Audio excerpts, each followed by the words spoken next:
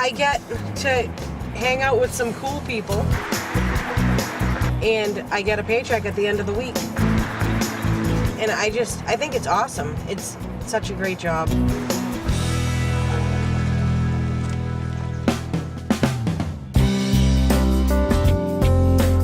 Recently, the U.S. Department of Labor put out statistics where they named the fastest growing occupations in the nation, and home care aide and personal care aide were the top 2 fastest growing occupations nationally. I think that we'll see more support given to this workforce, more money for training, more money for wages, and more support to kind of grow and sustain a workforce that can care for people at their community setting. Well, here in Massachusetts, there's 2 different types of direct care workers or attendants, people who provide services to people with disabilities or elders. The program that I oversee is with the Personal Care Attendant Program, and but for short, it's often called PCAs.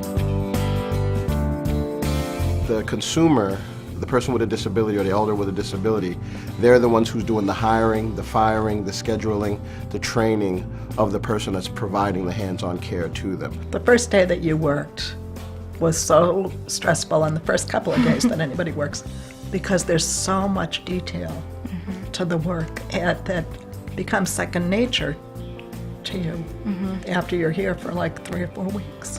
It's a lot of meticulous direction taking, and Liz is really good about directing me on what, on body mechanics or different things, the way that she needs to be positioned. And it was helpful because the first couple of days I trained, I got to watch her other helpers do all of these things. And after I felt like I got a good idea of what a day was like, the little things that I needed to be filled in on, Liz could just tell me what she needed. We have in the state of Massachusetts presently about 32,000 people who are employed as PCAs. And these folks provide hands-on services to people with disabilities, things that are very crucial, to independent living, so that folks can live in the community at home as opposed to being in a facility or a nursing home.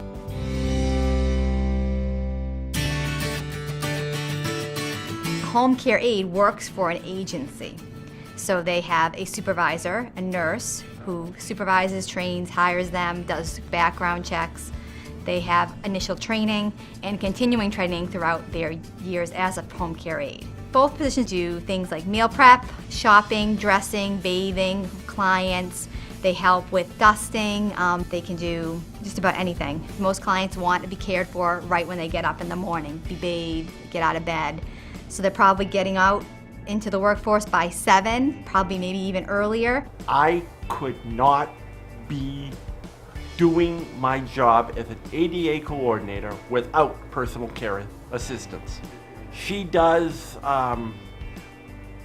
bathing, grooming, dressing, laundry doing, sweeping up. 70% of my staff are people with disabilities. And I have staff who would not be able to come to work every day without the assistance of their PCAs to help get them out of bed, get them dressed, and so that folks can go to work and contribute to society, work and pay their taxes, and feel fulfilled in that, you know what I mean? So it's vitally important. PCAs and home care aides do basically the same exact tasks in terms of assisting with activities of daily living. The main difference is a home care aide works under the direction of an agency. The agency tells the aide what tasks to do with the client. The agency develops that task list with input from the client, but the agency, which is a nurse, is overseeing the care.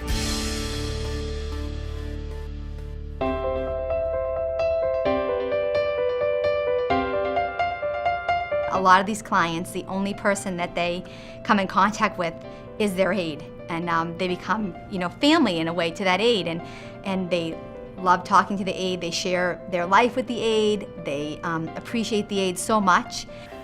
Oh, Macklin is a wonderful help to me. I don't know what I would do without her. I couldn't function. Well, I know when it's Wednesday, and I know when she's supposed to be here.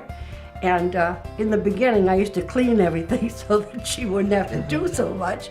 But it got You still to the do. point No, not really. I think that, it can be challenging dealing with some clients also. Some can be difficult. For home care agencies, you're moving a lot from client to client, so there's travel involved. In the winter, it can be difficult to move from client to client. Some of them are more difficult, yes, because you don't, when you first go there, you see what you're walking into, and some places are really small with a lot of stuff and cluttered, and it's hard to move around, but you can do it. It's a tough job, but you really have to love your job that you do. You don't only work for the money. You work to help others. Sometimes it's like mentally taxing and physically taxing, and in that I have to sometimes just take a step back and just put things into perspective and just take a breath, right? And I think what people need to know is that just about anybody can do this job. It is a profession in which people can really grow. Some folks will, start off as a PCA, find that they like the work, that they find the work rewarding and engaging, and they want to continue on that path. So then some folks say, you know what, I want to work in a facility, or I want to become a CNA, or actually I want to become a nurse, because they found the work fulfilling, and they go up the career ladder. But it varies from person to person. I love medical staff because I really enjoy when I work with people and then help elderly people. So that's why I want to be a nurse. I mean, I think it can be a very rewarding job. You have flexibility, you meet new people, you learn new skills, and you can really take it as far as you want it. I love to do this job. This is my kind of job. I really, really love to do this kind of job. I love to help people.